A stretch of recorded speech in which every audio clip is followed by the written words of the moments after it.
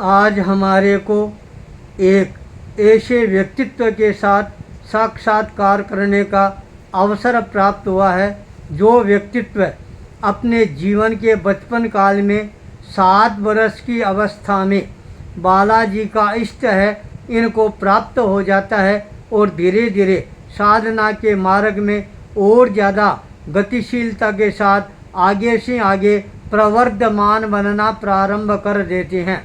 7 वर्ष की अवस्था से अपने आप को बालाजी के चरणों में समर्पित कर देते हैं और आज इस अवस्था में भी बालाजी का साक्षात्कार इनको होता रहता है।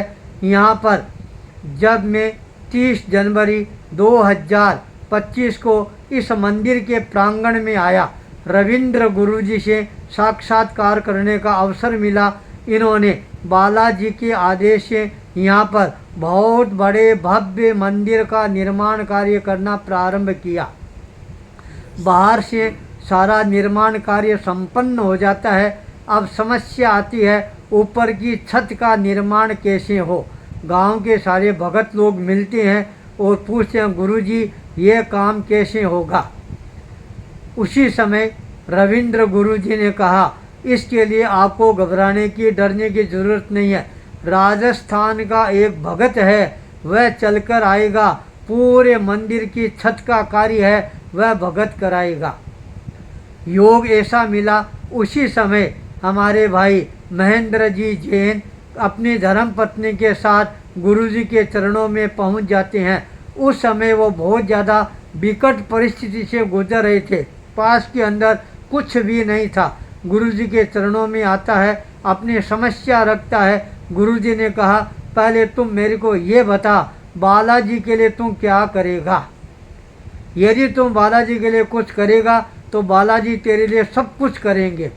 उन्होंने कहा गुरुजी जो आप आदेश करोगे वह कार्य मैं करूँगा। तब गुरुजी ने कहा इस मंदिर का जितना भी छत का काम है वह तेरे को ही करवाना होगा। यह बात सुनकर एक बार महेंद्र चौंक जाता है, इतना बड़ा कार्य कैसे होगा, मेरे पास में तो कुछ नहीं है। उन्होंने कहा मैं सोचकर बताऊंगा। गुरुजी ने कहा नहीं, सोचने से काम नहीं चलेगा, हाथों हाथ मेरे को इसी समय बताओ कितना खर्चा आएगा। लगभग 4-5 लाख रुपए।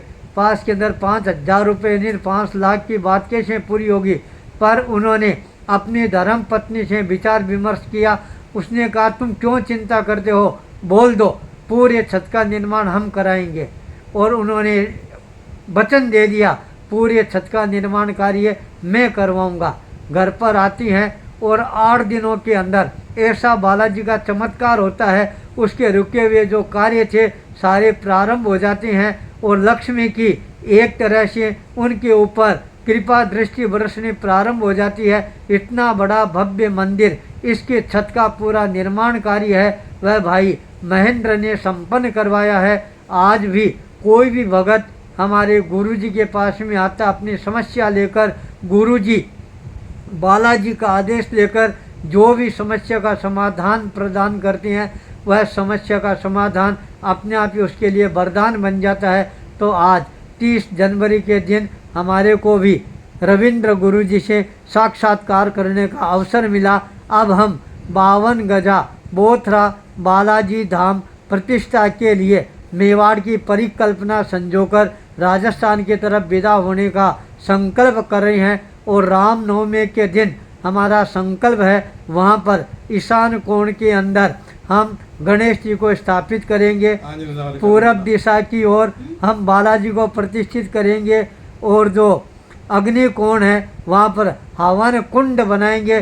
बालाजी का प्रसिद्ध भोजन है मूंगफली का वहाँ पर हमेशा ही हम उसका वहाँ पर करवाएंगे, यह हमारा संकल्प है। तो रविंद्र गुरुजी अपनी शक्ति हमारे साथ रखेंगे तो हमारी परिकल्पना निश्चित रूप से पूरी होगी।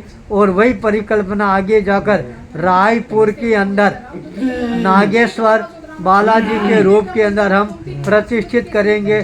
तो हमारे जीवन के अंदर अपने आप ही नई शक्ति का जागरण होगा। इसी मंगल भाव के साथ ओम ह्रीं श्रीं 52 गजा बालाजी नमो नमः।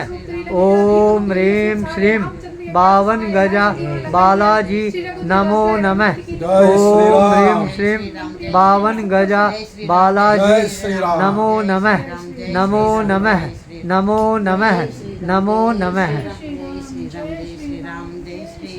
அந்த படத்தை எடுத்து சொல்லு. जय श्री राम। அந்த படம் எடுத்து சொல்லு. बट वो भी एक पिक्चर ले लो। दे दे दे दे दे. आटा आटा ओ आटा हनुमान जी रो आशीर्वाद आइडियो ना। हाँ ओ बड़ो वाला। हाँ हाँ हाँ दोनों बच्चा. अच्छा ठीक है ठीक है ठीक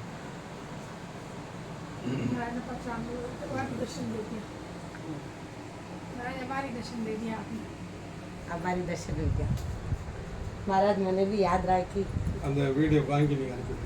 हाँ உள்ள ஹனுமான் மாலையோட போட்டு நிற்கிறாரு வால் தூக்கின அவருக்கு ஆசீர்வாதம்